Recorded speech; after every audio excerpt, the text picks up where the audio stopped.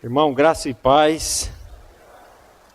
Eu queria convidá-los a abrir a palavra de Deus em Efésios capítulo 6.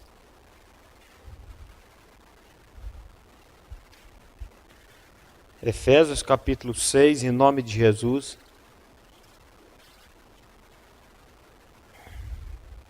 A partir do versículo 10. Quanto ao mais, meus irmãos, sede fortalecidos no Senhor e na força do seu poder. Revesti-vos de toda a armadura de Deus, para poderdes ficar firmes contra as astutas ciladas do diabo. Porque a nossa luta não é contra o sangue e a carne, e sim contra os principados e potestades, contra os dominadores deste mundo tenebroso, contra as forças espirituais do mal nas regiões celestes. Portanto, tomai toda a armadura de Deus, para que possais resistir no dia mau, e depois de terdes vencido tudo, permanecer inabaláveis. Estai, pois, firmes, cingindo-vos com a verdade, e vestido-vos da couraça da justiça. Calçai aos pés com a preparação do evangelho da paz, embraçando sempre o escudo da fé, com o qual podereis apagar todos os dardos inflamados do maligno. Tomai também o capacete da salvação e a espada do Espírito, que é a palavra de Deus, com toda oração e súplica, orando em todo o tempo no Espírito, e para isto vigiando com toda perseverança e súplica por todos os santos, e também por mim, para que me seja dada no abrir da minha boca a palavra para com intrepidez fazer conhecido o mistério do Evangelho. Que essa palavra seja real e vivificada no nosso coração para a glória de Deus Pai. Eu queria fazer um pequeno parênteses aqui.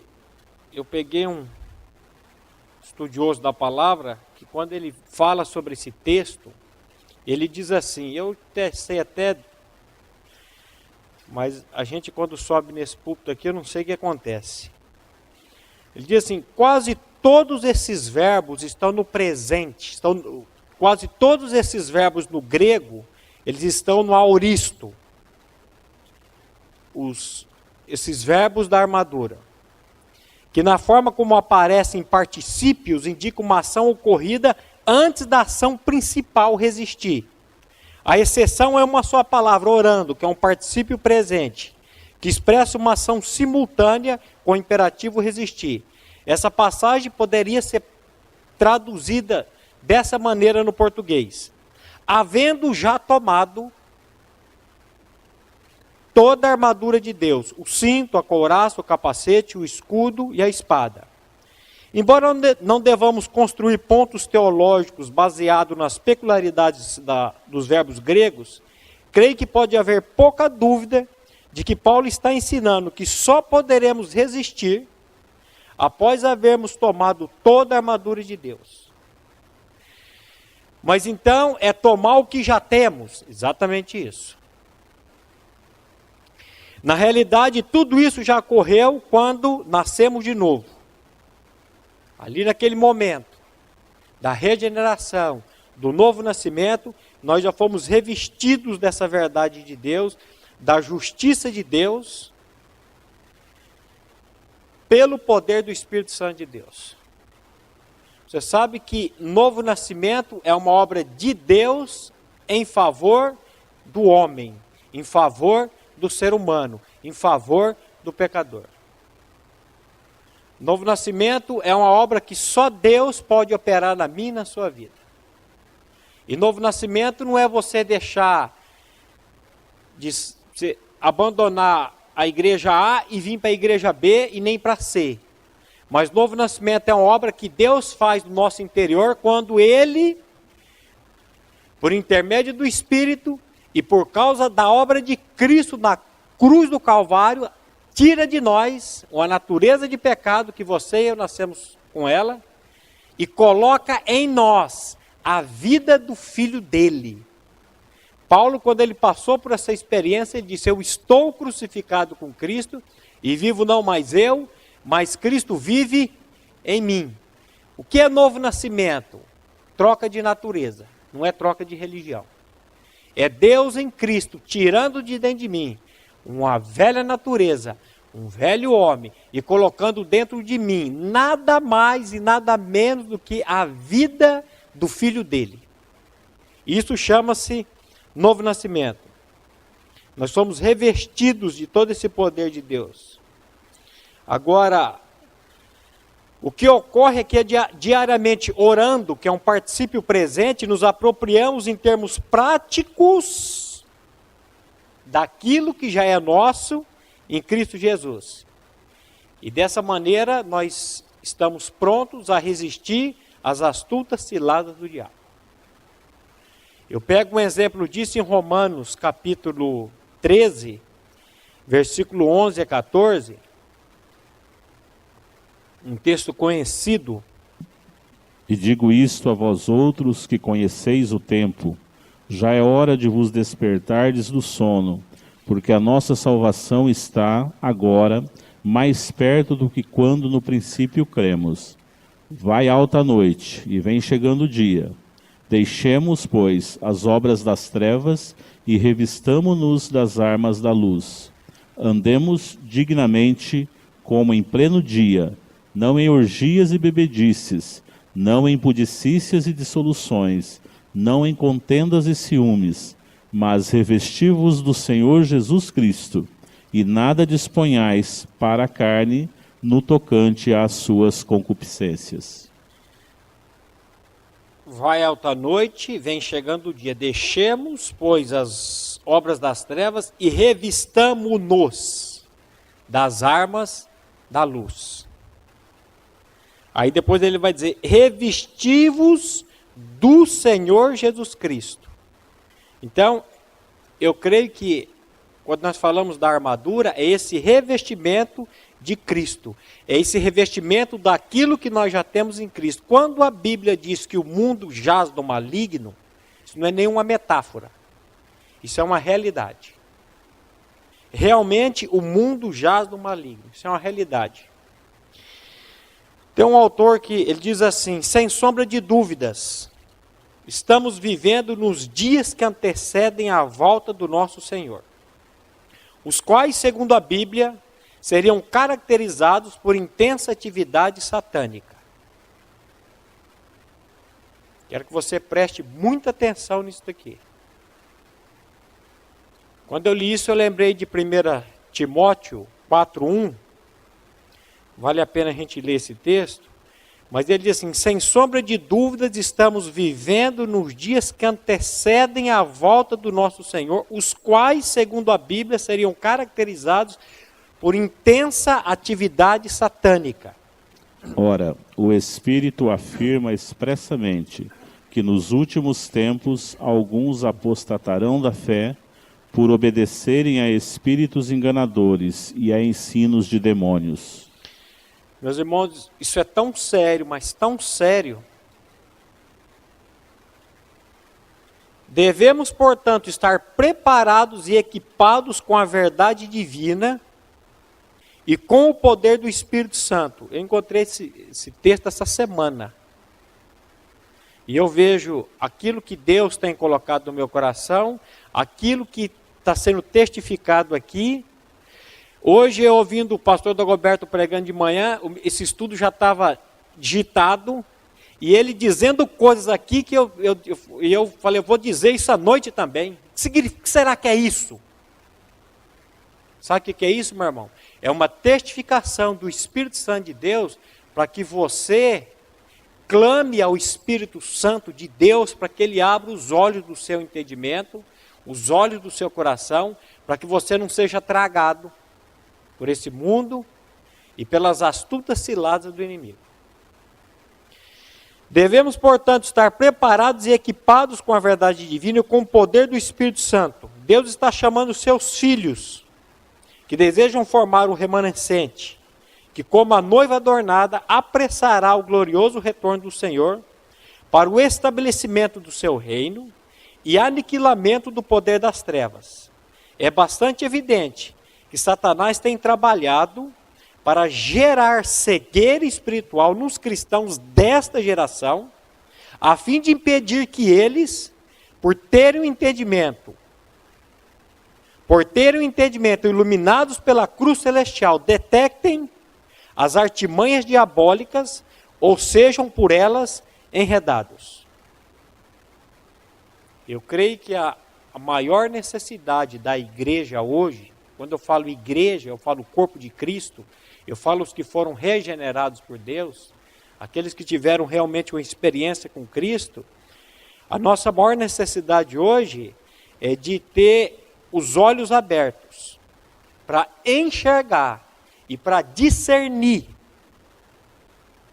A palavra de Deus trabalha muito com discernimento. Para a gente enxergar e discernir a realidade do nosso tempo.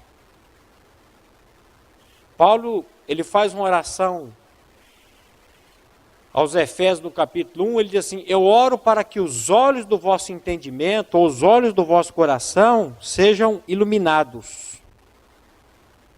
Para vocês saberem qual é a esperança do chamamento de vocês. Porque o inimigo, ele é astuto, e muitas vezes nós não estamos percebendo a ação dele. Algum tempo atrás, quando eu estava preparando um dos boletins para escrever pela manhã, e eu não conseguia imprimir. E eu fiquei 1 hora para imprimir esse boletim. Chamei minha filha falou: pai, de vez em quando acontece isso, mas você desliga e liga novamente que está resolvido o problema. Eu falei: eu já fiz isso 2 vezes. Falou: mas não pode. Aí ela foi, mexeu e vai. E aquele estresse, aquela coisa, de repente, isso é coisa de Deus, o Espírito falou: isso aí é coisa do inimigo. Falei: em nome de Jesus, aqui no teu lugar, em nome de Jesus, cai fora disso aqui. Falei para minha filha: pode imprimir agora que vai funcionar. E fui pegar uma água, quando eu voltei, pai, imprimiu. Eu falei: lógico que imprimiu. A gente não consegue discernir as coisas. Uma vez eu pintei um carro de um cliente. A pintura ficou perfeita. Quando ele chegou, que ele olhou o carro, ele falou: rapaz, mas está muito diferente. Eu falei: não. Achei que ele estava brincando. Ele falou: não, eu achei que você era um bom profissional. Eu falei: então, não gostou? Então deixa que eu vou. Chamei o técnico, eu não sou preparador de tinta, eu sou pintor. O técnico veio, olhou e falou: rapaz, o carro, a cor está excelente. Falei: mas vamos tentar dar uma melhorada. Ele melhorou, pintei novamente. A hora que o cliente chegou de tarde, ele olhou de novo e falou: mas você não mexeu ainda? Falei: já não está bom? Não está bom. Aí ela estava na rua, eu falei assim para ele: olha, porque o plástico, todo plástico que você pinta de qualquer carro, ele dá uma diferença de tonalidade.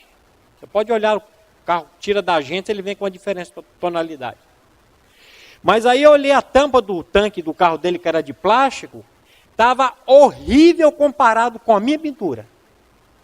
Eu falei para ele: olha aonde eu pintei, olha a boca do tanque e olha o carro. Ele fazia assim: eu não quero ver.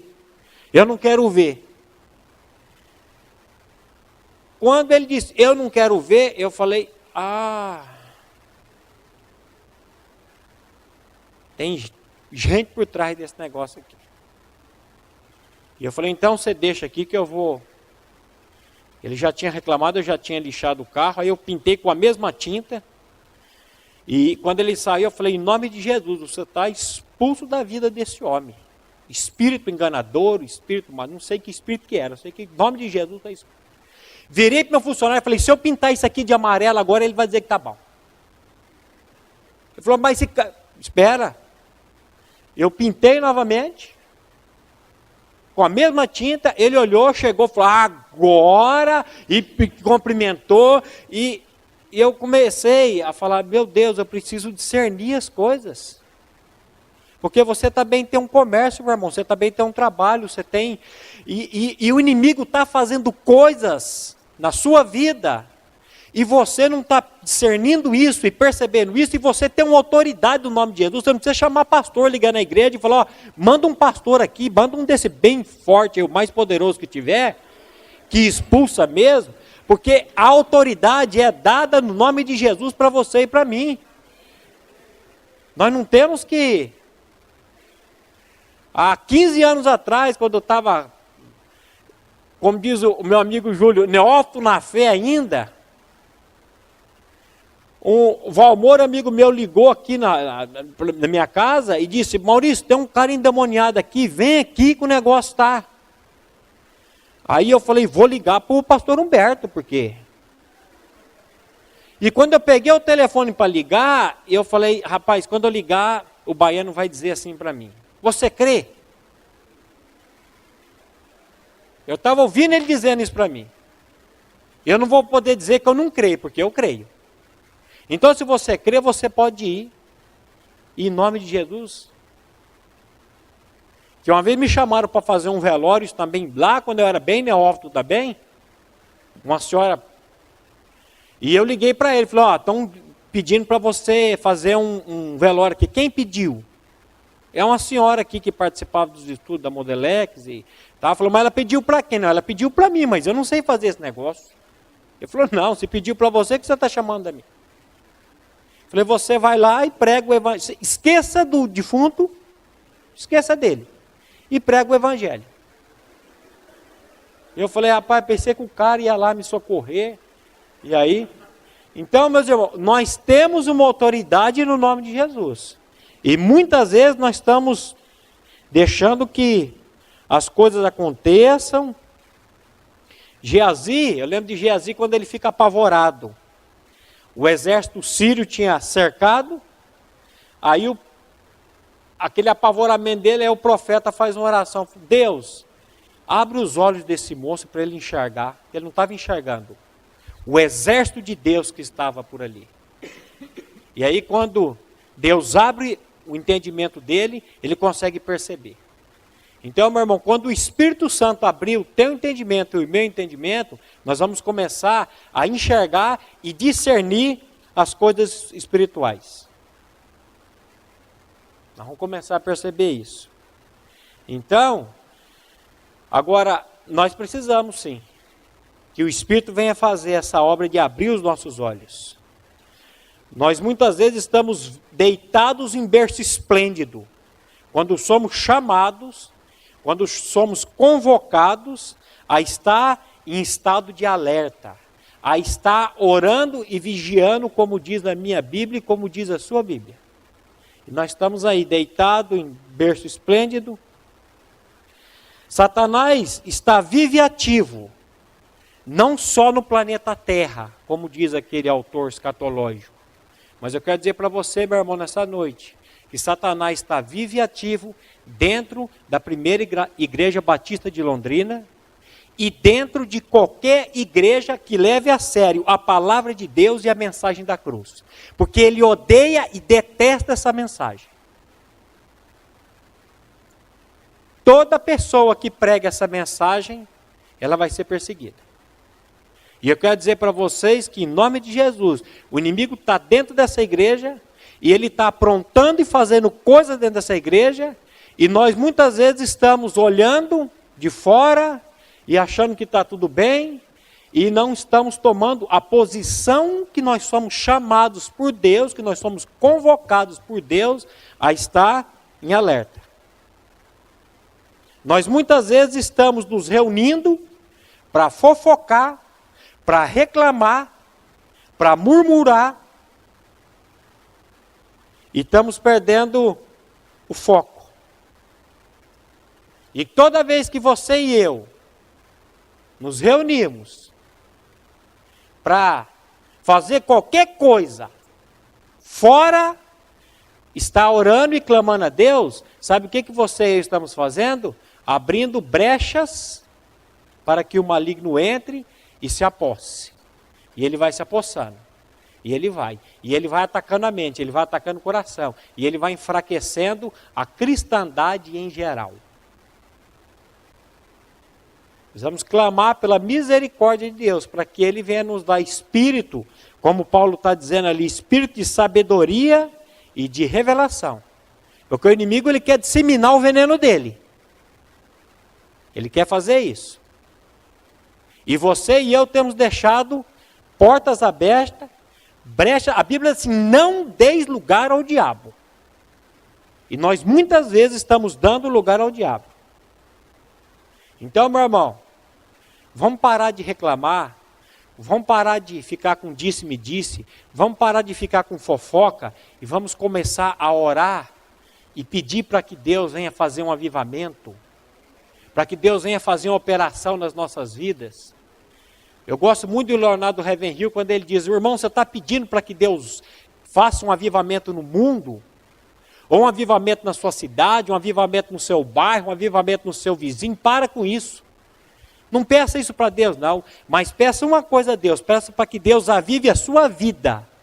Porque o dia que Deus avivar a sua vida, você vai tocar o vizinho, você vai tocar a cidade, você vai tocar o mundo, você vai tocar todas as pessoas. E esse mesmo autor, ele diz assim, ninguém crê mais no poder da oração do que o diabo. Não porque ele a pratique, mas porque ele sofre as consequências dela.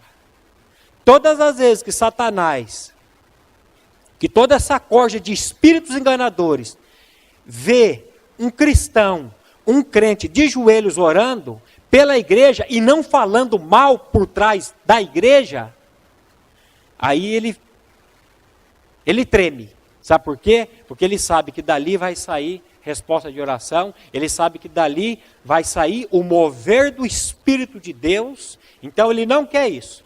Ele quer que você e eu fiquemos de lado, acusando, reclamando, fazendo uma série de coisas. Agora, a minha oração é que o Espírito Santo venha tocar o meu coração, para que eu não seja parte do problema, como diz aqui, mas que eu possa estar ajudando a resolver. Eu creio que o Espírito Santo de Deus está tratando aqui de uma questão fundamental da vida cristã, agora voltando para Efésios capítulo 6. Eu creio que o Espírito Santo de Deus está tratando de uma questão fundamental da vida cristã aqui, chamado firmeza. Nesse texto aparece 4 vezes a palavra firmes ou inabaláveis. Ele está falando aqui sobre firmeza.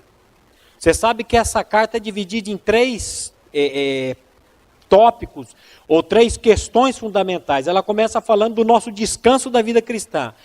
Capítulo 1, 2 e 3 fala sobre o assentar. A palavra-chave é descanso, a palavra-chave é assentar. Porque Jesus, ele assentou-se nos lugares celestiais e nos fez assentar juntamente com ele.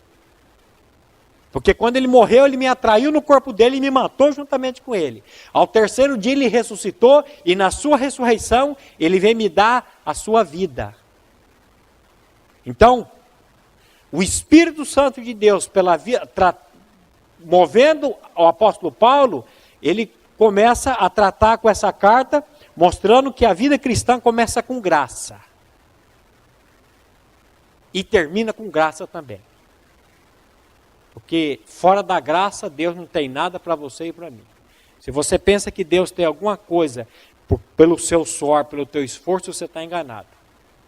Tudo que Deus tem para você e para mim é debaixo da graça dele, da soberania dele, da eleição dele, tudo pela graça dele. A melhor definição de graça que eu ouvi até hoje foi nessa igreja aqui. Graça é Deus dando e fazendo tudo a quem nada merece e nem tem condição de merecer. Se você acha, se você pensa que você merece alguma coisa, você está redondamente enganado. Por isso que graça é Deus dando e fazendo tudo a quem nada merece. O que você merece? Você sabe o que você merece e o que eu mereço? O lago de fogo e enxofre. Mas aí Deus entra na nossa história para transformar nossas vidas, para nos dar a vida de Cristo e fazer essa operação em nós. Então não pense que você é merecedor de alguma coisa, que você e eu não merecemos absolutamente nada. Absolutamente nada. O fariseu achava-se merecedor da mercê de Deus, da graça de Deus. Mas ele saiu sem receber a graça.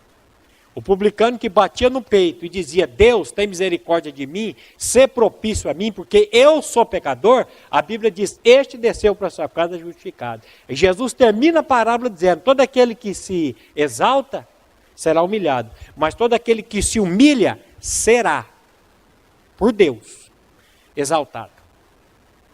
Então a pergunta que você tem que fazer no seu coração, e a pergunta que eu tenho que fazer no meu coração é essa: eu tenho me humilhado diante do trono da graça de Deus, ou eu tenho chegado diante do trono da graça de Deus, cheio de direitos, e dizendo para Deus: o Senhor vai ter uma vantagem se o Senhor me salvar e me levar para o céu? Que tem, às vezes nós achamos isso, que Deus vai ter uma vantagem muito grande de me levar para o céu. E esquecemos que temos que botar a boca no pó e falar: Deus, tem misericórdia de mim, porque eu sou pecador. Essa semana eu li uma frase de um livro que diz assim: é preciso graça para desejar graça. E eu falei: mas que verdade absoluta é essa?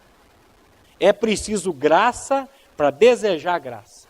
Se a graça não invadir, se a graça não vir ao nosso encontro primeiro, a gente não vai desejar ela jamais. Ninguém vai dizer: a tua graça me basta, sem primeiro que a graça o tenha alcançado. E a graça bíblica não vai deixar você parado, estagnado não, viu, meu irmão? Você pode ter certeza, ela vai te usar. Paulo diz assim: eu trabalhei mais do que todos, todavia não eu, mas a graça de Deus em mim. O que eu quero dizer com isso? Que quando você recebe essa graça, quando você gruda nessa graça e fala: Senhor, eu estou aqui, você pode ter certeza que a graça vai te usar. A graça vai, como usou a vida de Paulo. Então esse é o primeiro ponto da vida cristã. O segundo ponto é o andar. Capítulo 4, 5 e 6 de Efésios. O capítulo 4 ele começa dizendo assim: rogo-vos, pois eu, preso no Senhor, que andeis de modo digno da vocação com que fostes chamados. Você foi chamado. Se você não foi chamado, você não vai andar de modo digno. Você precisa ser chamado de Deus. Você precisa ser apanhado por Ele. Então ele diz: andei de modo digno com a vocação que eu fui chamado, com toda humildade, com mansidão, com longanimidade, suportando-vos uns aos outros em amor, esforçando-vos diligentemente para preservar. Não é para criar, porque você não cria nada, mas você é chamado para preservar a unidade do Espírito no vínculo da paz. Esforçando-vos diligentemente.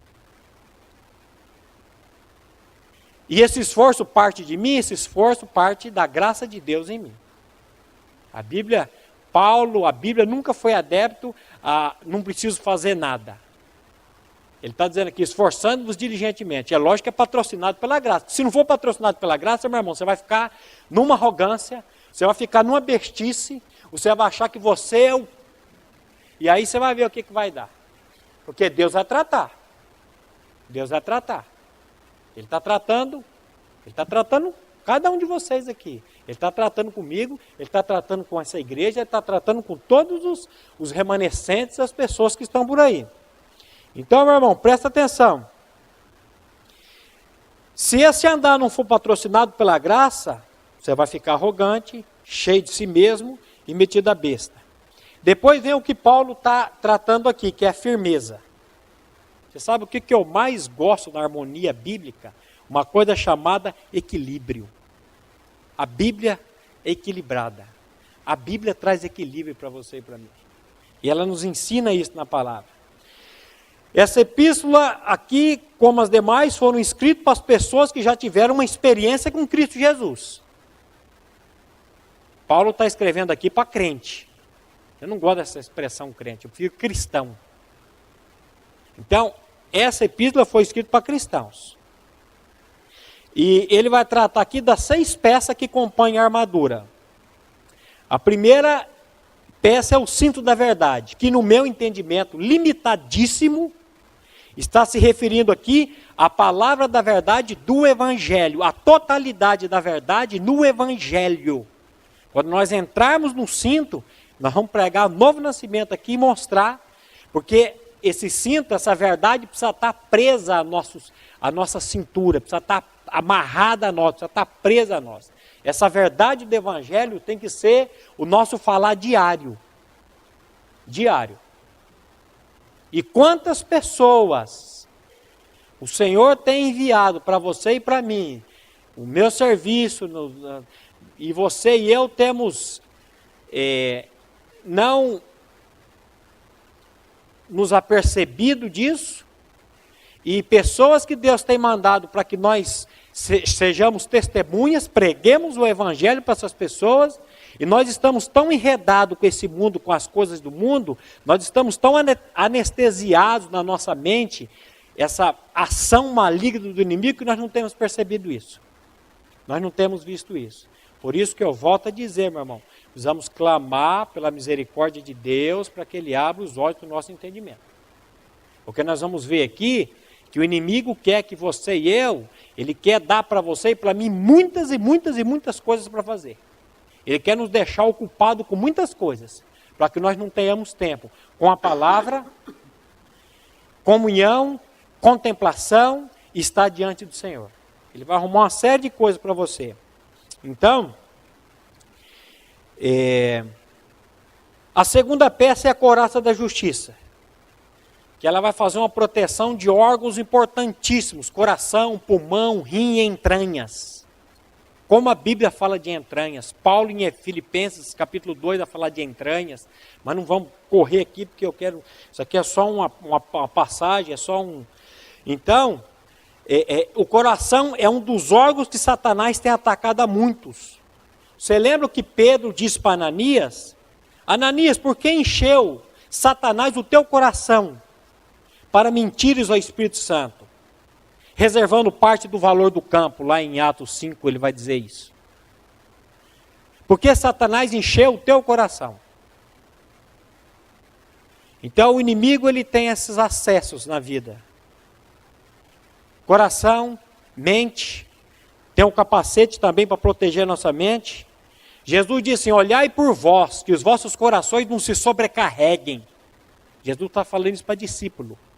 De glutonarias, bebedícios, orgias, e aí ele fala, e dos cuidados deste mundo. Entre a bebedice e a orgia, você fala, eu sou crente, você acha que eu vou cometer um pecado desse? Mas aí ele fala, entre a bebedice e a orgia, fala, e os cuidados desta vida, os cuidados deste mundo.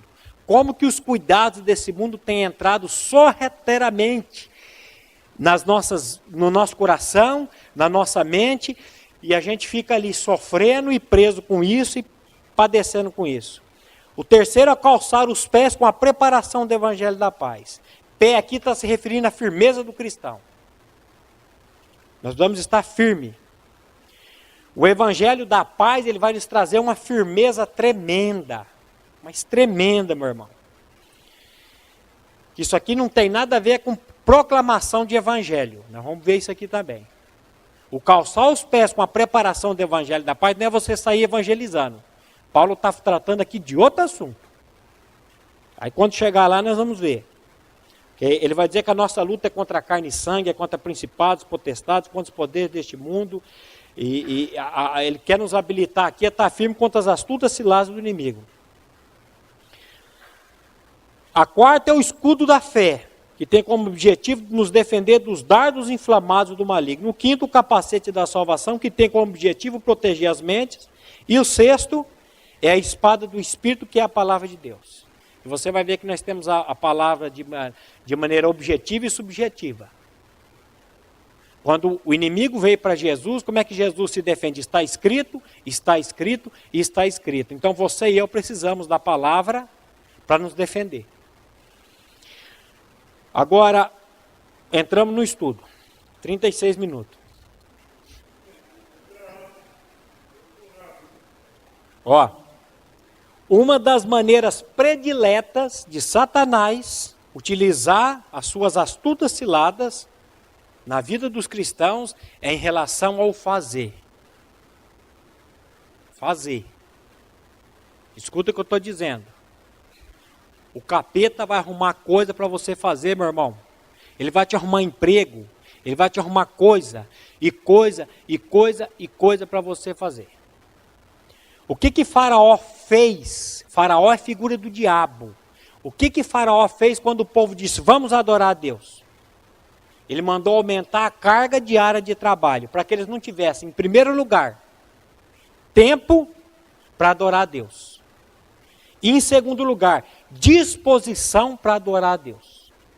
Nem tempo nem disposição. Vamos botar esse povo para trabalhar. Então, quem que nos quer sem tempo na presença de Deus, meu irmão? Estuda a história dos santos do século passado, meu irmão. Estuda a história de George Miller, de Riley, de todos esses gigantes aí. Qual que era por que esses homens foram tão usados por Deus? Porque eles tinham tempo, meu irmão. Com a palavra, em oração, em comunhão. Eles não ficavam correndo com tantas coisas que nós temos hoje para correr e para fazer. Então, quem que nos quer sem tempo na presença de Deus? Vamos lá para Êxodo, irmão, capítulo 5, versículo 6 a 12. Êxodo 5, de 6 a 12.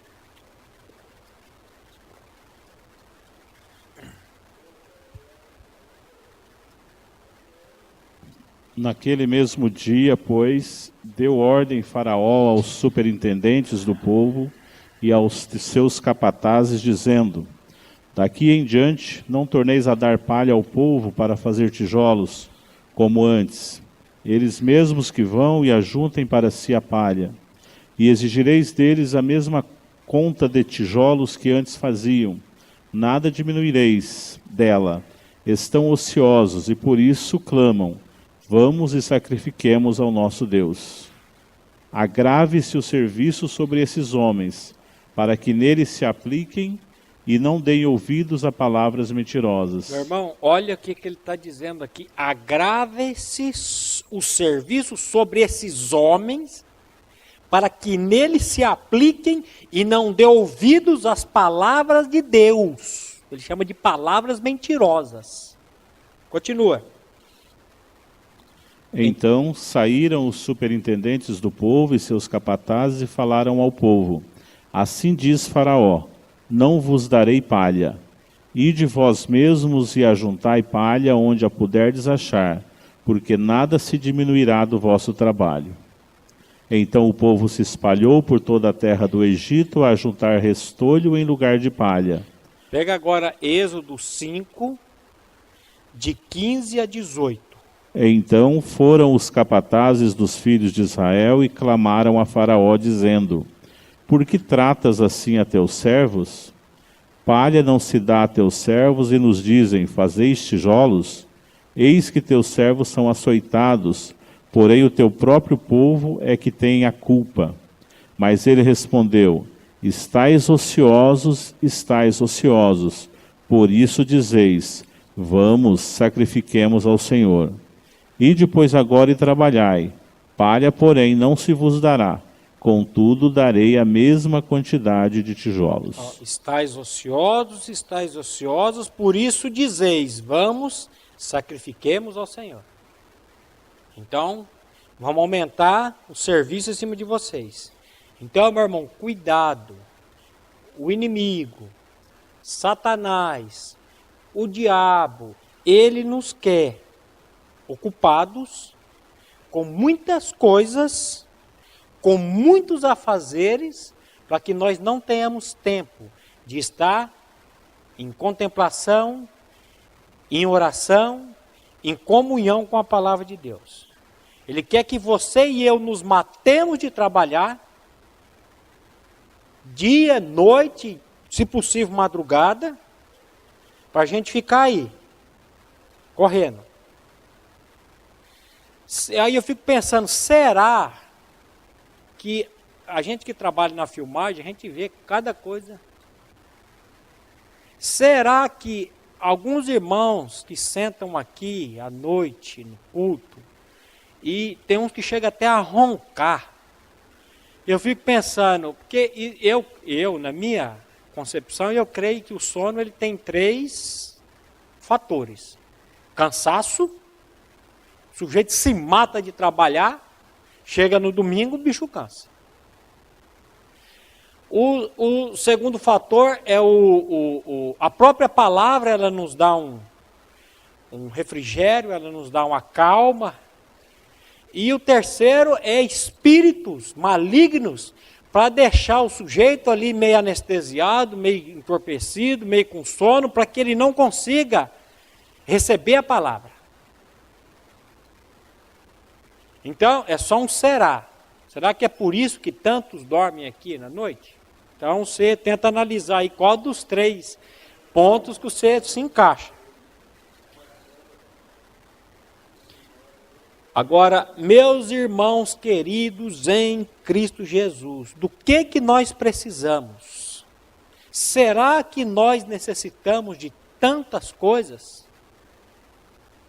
Será que nós necessitamos de tanta coisa? Me deixa fazer uma pergunta para vocês. Do que e de quanto você realmente necessita para viver? Eu posso responder? Pouco. Bem pouco. Você não precisa de muito para viver, não. Não precisa, não. Agora, o inimigo das nossas almas, ele nos quer enredados com o aqui e agora. O que Jesus disse para Pedro? Para Pedro não, para Satanás. Arreda de mim, Satanás. Porque não cogitas, porque não pensa nas coisas de Deus, e sim nas dos homens. Satanás quer você e eu pensando no quê, meu irmão? Correndo atrás do quê, meu irmão? Do quê? Quando eu vejo o Hildo se virando nos 30 para fazer uma arrecadação para uma viagem, gente, isso arrebenta meu coração. Porque nós estamos tão envolvidos com as coisas, e Jesus falou, vocês precisam aprender a granjear amigos com dinheiros de origem iníqua, para que quando essas os soltarem, estes que você contribuiu, te recebam nos tabernáculos eternos. Mas a gente tem uma mentalidade mundana, uma mentalidade do mundo, que eu preciso só juntar, e a minha Bíblia e a sua Bíblia diz assim, dai e dar-se-vos-á. Boa medida, sacudida, recalcada, transbordante, generosamente vos darão. Deus dizendo, quanto mais você dá, mais você receber. Mas a gente fica ali, morrendo de medo, achando que, e agora? Então, quem nos quer envolvido nas coisas dos homens? Quem nos quer envolvido nas coisas do mundo? Aí eu pergunto para você, qual é o anseio da tua vida, meu irmão? O que o teu coração anseia? O que ele quer? O que você está procurando hoje? Se eu perguntar para você hoje, o que você quer hoje? Se o gênio da lâmpada aparecesse aqui e dissesse para você, faz 3 desejos aí, o que você pedir? Dinheiro, beleza, poder, o que você pedir? O que você e eu temos ansiado? Qual é o anseio do nosso coração? O que nós queremos? Lembre-se que Jesus disse que a boca fala aquilo que o coração está cheio. A nossa maior necessidade hoje é de conhecer mais e mais a bendita pessoa do nosso Senhor e Salvador Jesus Cristo. Só Ele pode preencher o vazio das nossas almas. Eu disse isso ontem aqui para o Vides. Só Cristo pode satisfazer o desejo do nosso coração. Você está procurando isso aonde? No marido, numa mulher? Em dinheiro, em posse, em casa? Onde nós estamos procurando isso? Eu lembro quando o pastor Humberto pregava, ele dizia assim, existe um vazio dentro do ser humano que somente a pessoa de Cristo pode preencher. Nada nesse mundo vai preencher esse vazio. Mas muitas vezes nós desavisados, nós vamos atrás, vamos buscando, vamos ajuntando, vamos fazendo, e é só Deus, meu irmão, é só Cristo. Não vai dar para chegar lá nesse texto, eu acho, mas a Bíblia diz que na presença de Deus, a plenitude de alegria, a sua destra, delícias perpetuamente. Aonde você tem buscado delícias? Na presença do que e de quem você e eu estamos todos os dias?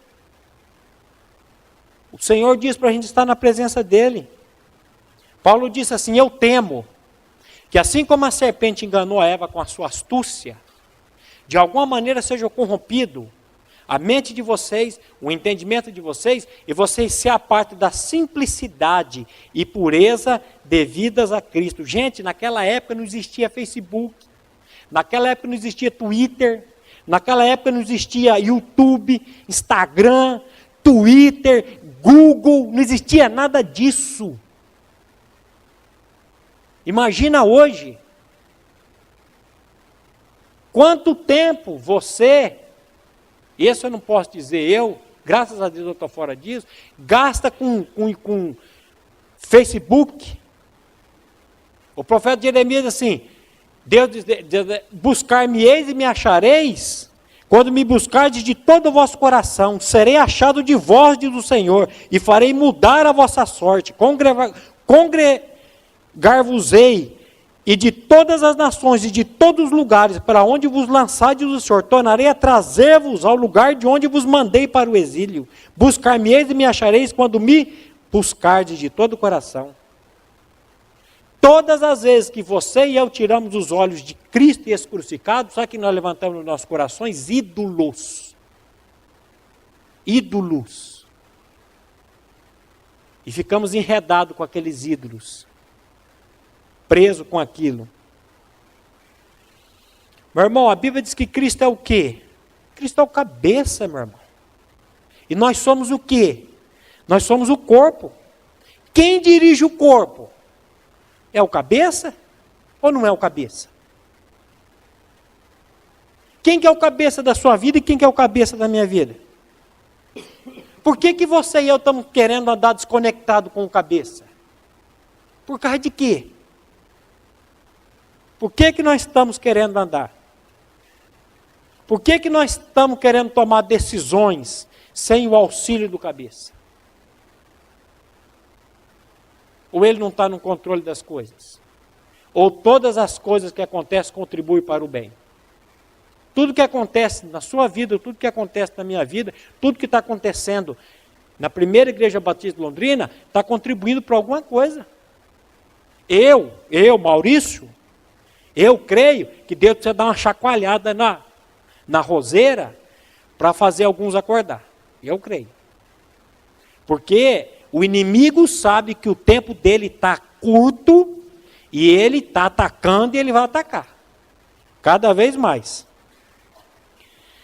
Sentamos para abrir um e-mail, mas aí tem outro e-mail que tem um link para o YouTube que nos levará a outro vídeo, que nos levará a uma pessoa no Facebook, que nos levará a uma foto do Instagram, que nos levará ao Twitter, que nos levará a um site, e quando menos percebemos, lá se foram 1, 2, 3 horas da nossa vida. E muitas vezes fechamos o computador sem abrir o e-mail que nos motivou a primeira ação. Seria tão bom se a nossa oração fosse assim, nos levasse para a palavra, que nos levaria para a confissão de pecado, que nos levaria para um jejum, que nos levaria para interceder pelos missionários, que nos levaria a pregar a palavra, que nos levaria a abrir uma célula. Olha, isso aqui está no livro Os 10 Maiores Perigos da Internet. O autor escreveu isso, eu falei, interessante. Porque quanto tempo nós gastamos com isso? Quanto do tempo vai... Tem um famoso psicólogo que ele diz assim, as ocupações e a pressa são do diabo.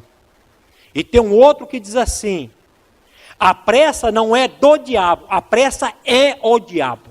Eu falei, credo. E aí pega eu. Aqui me pega. Que esse negócio de pressa, porque nós somos um povo apressado. Nós somos um povo apressado. Aí a minha Bíblia vai dizer assim, aquietai-vos, e saber que eu sou Deus e não há outro. Como que nós não conseguimos nos aquietar hoje? Esse mundo está é tanta coisa, nós não conseguimos nos aquietar, em ficar em meditação, em oração, em contemplação. Você tem ficado a sós com Deus, meu irmão? Presta atenção na pergunta. Eu não estou perguntando se você tem ido para a igreja, se você tem lido a Bíblia. A pergunta é a seguinte: você tem ficado a sós com Deus? Contemplando? Você tem ficado quieto? Em silêncio diante de Deus? O nosso inimigo não quer isso, viu? E quando você começar a fazer isso, aí você vai ver o inferno se levantar contra você. Contra você. Vamos ler o último texto, irmão, que está na metade aqui. Isaías 40, 31. Isaías 40, versículo 31.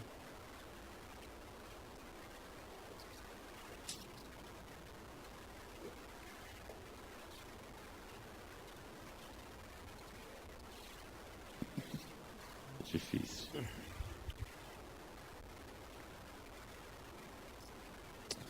Mas os que esperam no Senhor renovam as suas forças, sobem com asas como águias, correm e não se cansam, caminham e não se fatigam. Começa no 26, irmão, e vai até o 31 de novo. Levantai ao alto os olhos e vede. Quem criou estas coisas? Aquele que faz sair o seu exército de estrelas, todas bem contadas, as quais ele chama pelo nome, por ser ele grande em força e forte em poder, nenhuma só vem a faltar. Por que, pois, dizes, ó Jacó, e falas, ó Israel, o meu caminho está encoberto ao Senhor, e o meu direito passa despercebido ao meu Deus? Não sabes, não ouviste que o eterno Deus, o Senhor, o Criador dos fins da terra, nem se cansa nem se fatiga? Não se pode esquadrinhar o seu entendimento? Faz forte ao cansado e multiplica as forças aos que não têm vigor. Os jovens se cansam e se fatigam, e os moços de exaustos caem.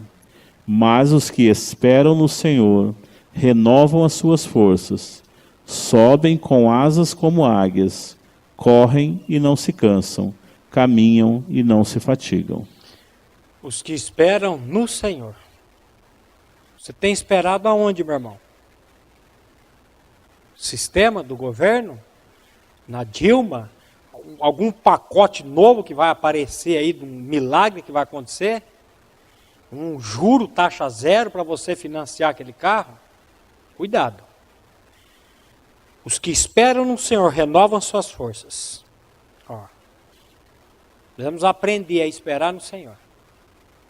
Que o Espírito Santo de Deus venha incomodar o seu coração, como tem incomodado o meu, e nos fazer não somente ouvintes da palavra, mas praticantes, para que o nome dele seja glorificado nas nossas vidas. Amém? A mensagem que você acabou de assistir faz parte do Ministério de Comunicação Palavra da Cruz. Temos um grande acervo de estudos bíblicos em áudio e vídeo. Distribuímos também gratuitamente o jornal mensal Palavra da Cruz. Entre em contato conosco pelo fone 0 operadora 43 3372 8900 ou pelo e-mail livraria@piblondrina.com.br. Visite-nos pelo site www.livrariapiblondrina.com.br ou acesse www.piblondrina.com.br. Graça e paz.